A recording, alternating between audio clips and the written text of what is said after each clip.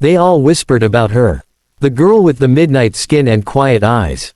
They said she moved like a ghost in that marble mansion, never speaking unless spoken to, never smiling, never asking for anything.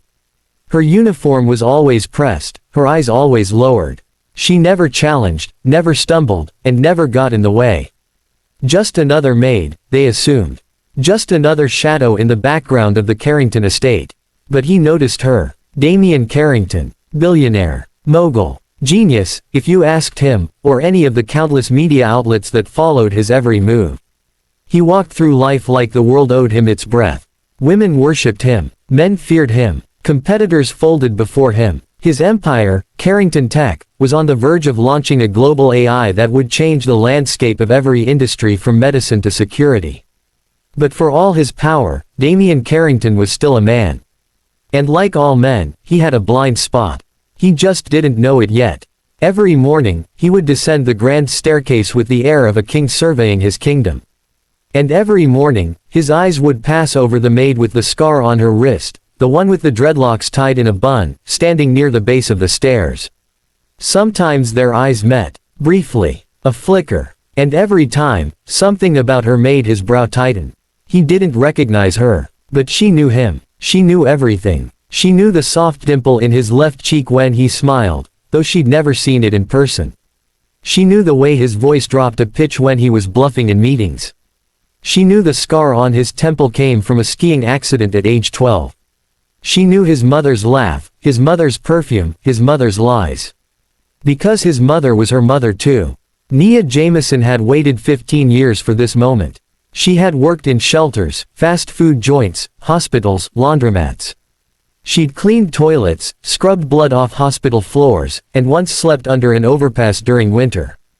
All of it had led her here, to this cold, immaculate mansion where marble floors echoed footsteps and secrets. She hadn't come for money. Not even for revenge. She came for something deeper. For truth. For clarity. For the ghost of her mother that still whispered in her dreams. It was 6 weeks ago when she first walked into the Carrington estate. The agency had sent her on short notice. She remembered the way the other maids had looked at her, some with pity, some with curiosity. A black maid in a sea of blonde perfection. But Nia didn't flinch. She carried her past with quiet pride. She learned quickly, cleaned efficiently, never talked unless spoken to. And slowly, she began to piece together the world of Damien Carrington. He was brilliant, yes. But cold, impatient, arrogant. He didn't just expect perfection, he demanded it. The staff feared him, the executives worshipped him, and the media adored him. But he was a man without roots. No pictures of family in the hallway.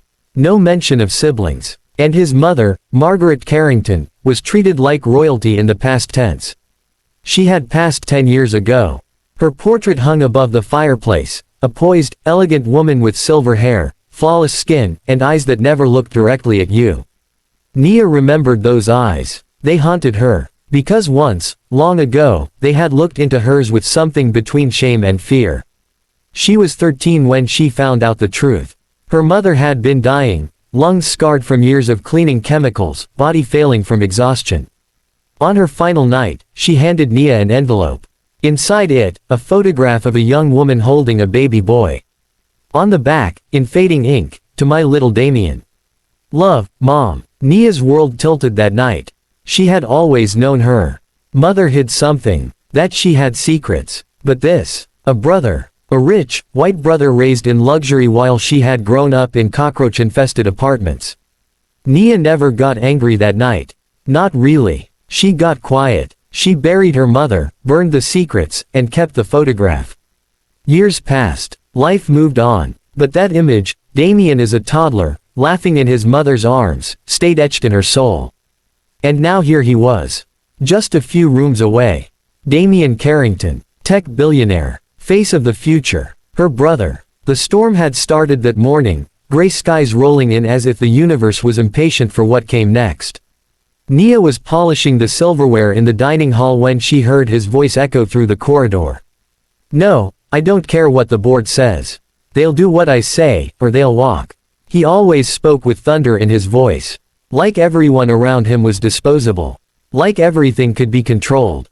Except truth. She was nearly done with her chores when Melanie, his assistant, poked her head into the kitchen. "Hey, Nia, can you wipe the stairwell floors again? He's having guests tonight." Nia nodded. Of course. She took the supplies and made her way toward the sweeping staircase. Halfway through scrubbing, she heard the footsteps.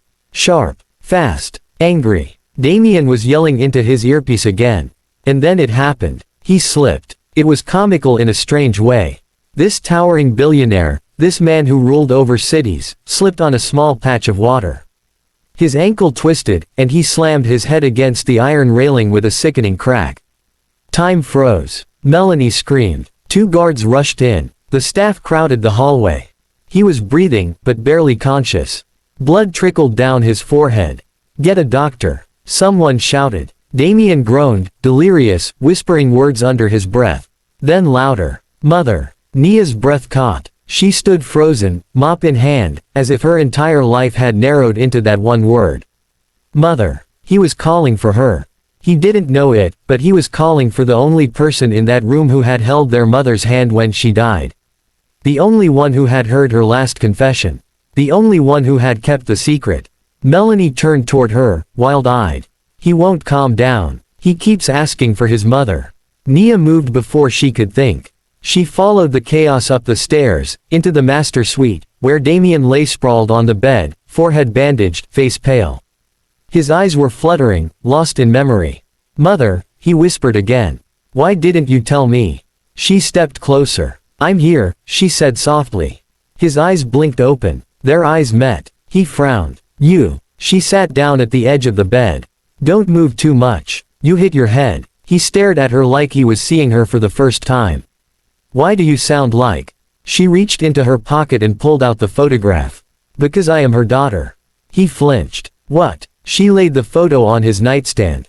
He stared at it, confused. Then slowly, too slowly, he picked it up. Recognition dawned like a slow, dreadful sunrise. This is me.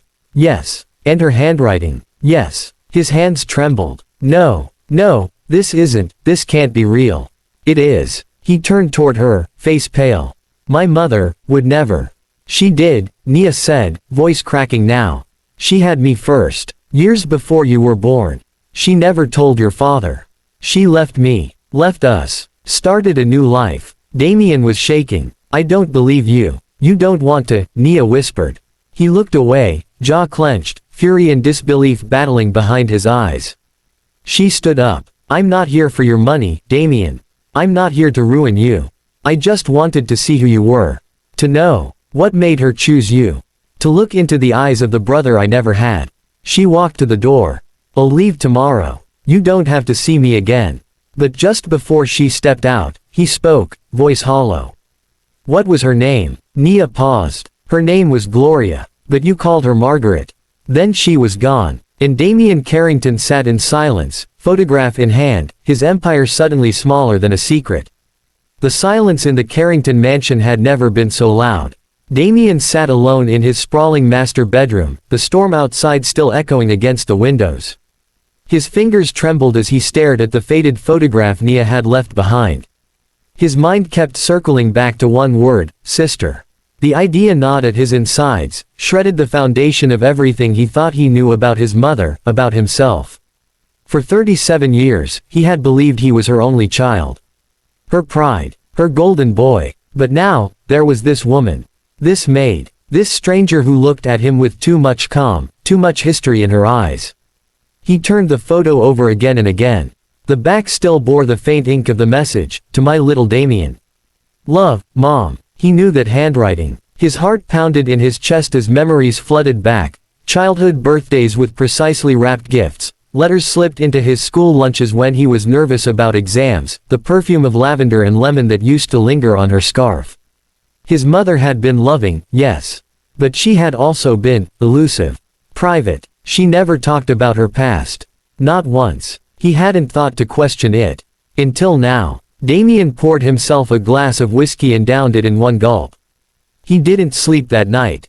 Instead, he sat in the dark, tracing the photo with his thumb, then staring at the door as if Nia might return. She didn't. The next morning, he got up early. Earlier than usual. He barely looked at his reflection in the mirror.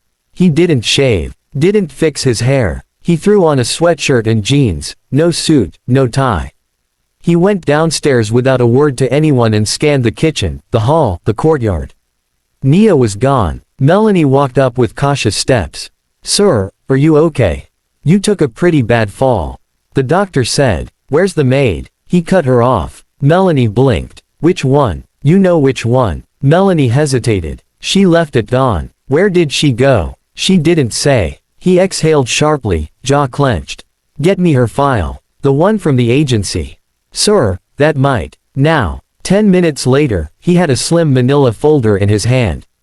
Basic info. Name: Nia Jameson. Birthplace: Bronx, New York. Age: 28. Education: GED.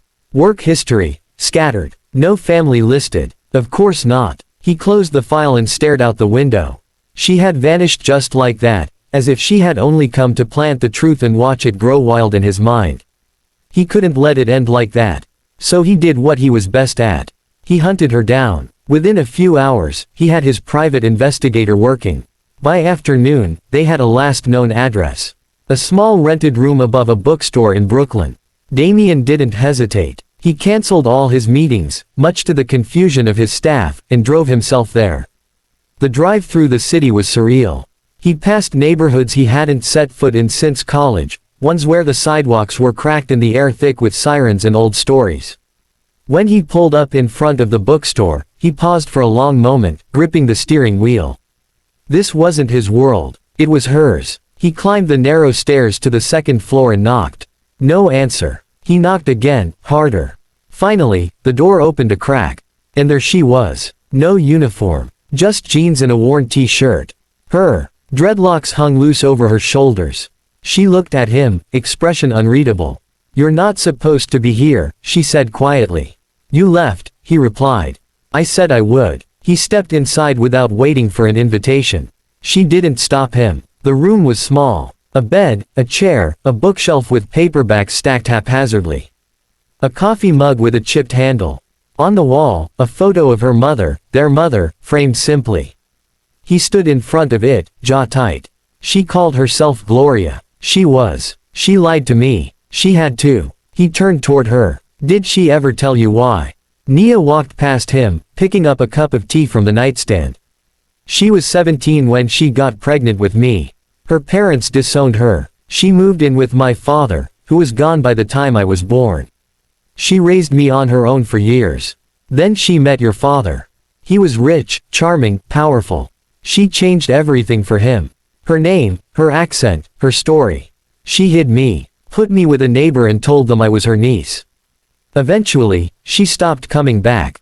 Damien swallowed. "So she just left." "She sent letters, money when she could, birthday cards. She told me she had no family left. That I was her world. She was afraid to lose everything again." Damien dropped into the old chair, rubbing his temples. "And you, why come now? Why get a job in my house? You could have just told me. Would you have believed me?" He didn't answer. She sighed and sat on the edge of the bed. "I needed to see what kind of man you were. Not the version on magazine covers. The real you. And what did you find?" He asked bitterly. "A man who thinks he owns everything he sees. A man who thinks kindness is weakness. But also, a man who doesn't sleep well. Who drinks too much. Who looks at his mother's portrait like it might speak back." Her words hit like glass shattering in his chest. He looked down. "I don't know who I am anymore." "You're still you," she said softly. "But now you're not alone." He looked up, eyes dark. "You really are my sister." "Yes." A long silence passed between them. Something heavy but honest settled in the air. Finally, he stood. "I want you to come back." Nia shook her head. "I'm not your employee. No, I mean as family." She blinked. "I need time," she said. It's a lot." He nodded slowly. He pulled out his business card and set it on the dresser. "You ever need anything?" "I won't," she said. "But I might." Their eyes met again, not as strangers, not quite as siblings, but something close.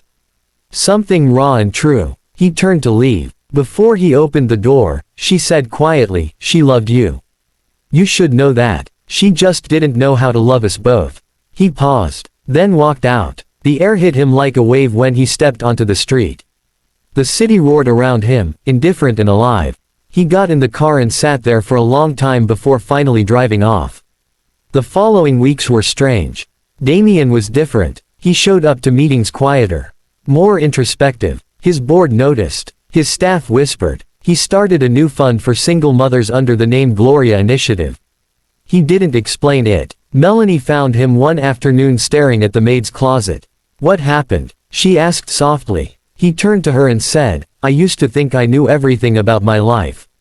Turns out I missed the most important chapter." Later that month, he returned to the Brooklyn bookstore. The room upstairs was empty. Gone. No forwarding address. Just a note taped to the door. "Some truths don't belong in mansions.